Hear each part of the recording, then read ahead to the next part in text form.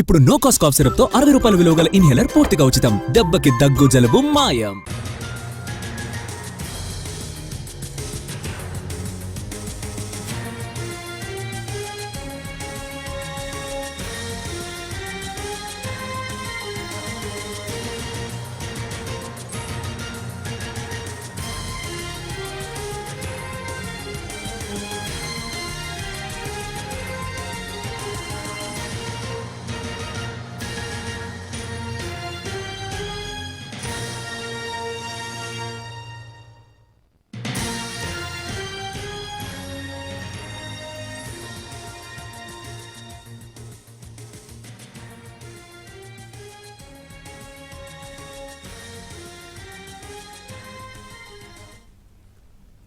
కర్నూలు జిల్లా చిట్యాలలో TDP YCP కార్యకర్తల మధ్య ఘర్షణ జరిగింది. మెడికల్ కాలేజీల ప్రైవేటీకరణకు వ్యతిరేకంగా కోటి సంతకాల కార్యక్రమానికి వెళ్లిన మాజీ ఎమ్మెల్యే శ్రీదేవిని టీడీపీ శ్రేణులు అడ్డుకున్నారు.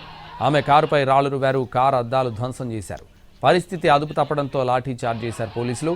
పోలీస్ బందోబస్తు మధ్య కోటి సంతకాల సేకరణ చేపట్టారు. ఇదే విషయానికి సంబంధించి మరింత సమాచారం మా ప్రతినిధి చంద్రశేఖర్ అందిస్తారు. చంద్రశేఖర్. కర్నూలు జిల్లా కృష్ణగిరి మండలం చిట్యాలలో టీడీపీ వైసీపీ వర్గీయుల మధ్య హోరాహోరీ ఘర్షణ జరిగింది. ఇవాళ పత్తికొండ మాజీ ఎమ్మెల్యే శ్రీదేవి వైసీపీ కార్యక్రమానికి చిట్యాలకు వెళ్లారు.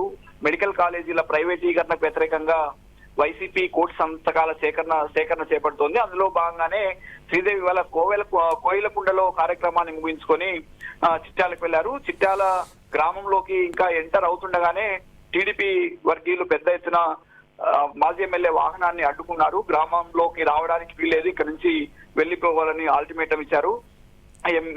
మాజీ ఎమ్మెల్యే శ్రీదేవిని ముందు కారు దిగాలని కూడా డిమాండ్ చేశారు. అయితే అంతలోనే కొందరు కర్రలతో దాడి చేశారు. కర్ర ఎమ్మెల్యే మరిది మండల ఎంపీపీ వెంకటరామరెడ్డి కారుకు తగిలింది. దీంతో కారు అద్దాలు ధ్వంసమయ్యాయి. అయితే ఈ ముందుగానే ఆ గ్రామానికి వెళ్తున్న సమాచారాన్ని ఎమ్మెల్యే శ్రీదేవి పోలీసులకు ఇచ్చారు. ఏ గ్రామాల్లో కార్యక్రమం ఉందని సమాచారం ఇచ్చారు. దీంతో పోలీస్ బందోబస్తు కూడా ఏర్పాటు చేశారు. పోలీస్ బందోబస్తు ఉండగానే ఈ ఘర్షణ జరిగింది. వెంటనే పోలీసులు కూడా అలర్ట్ అయ్యారు. లాఠీ చార్జ్ చేసి ఘర్షణను అదుపు చేశారు. లేని పక్షంలో పరిస్థితి మరింత తీవ్రంగా ఉండేది. ఈ దాడిలో మాజీ ఎమ్మెల్యే సంబంధించిన ఎంపీపీ కారు అద్దాలు ధ్వంసమయ్యాయి. వెంటనే పోలీసులు పరిస్థితిని అదుపు చేసి పోలీస్ బందోబస్తు మధ్య కోటి సంతకాల కార్యక్రమాన్ని ముగించారు. ఆ తర్వాతనే అక్కడి నుంచి శ్రీదేవిని బందోబస్తు పంపించారు. అయితే దీనిపై ఈ దాడి ఘటనను మాజీ ఎమ్మెల్యే శ్రీదేవి తీవ్రంగా ఖండిస్తున్నారు. తమకు రక్షణ లేకుండా పోతుందని ఆమె చెబుతున్నారు. పార్టీ కార్యక్రమాన్ని కూడా నిర్వహించలేని పరిస్థితి ఉందని మాజీ ఎమ్మెల్యే శ్రీదేవి చెబుతున్నారు.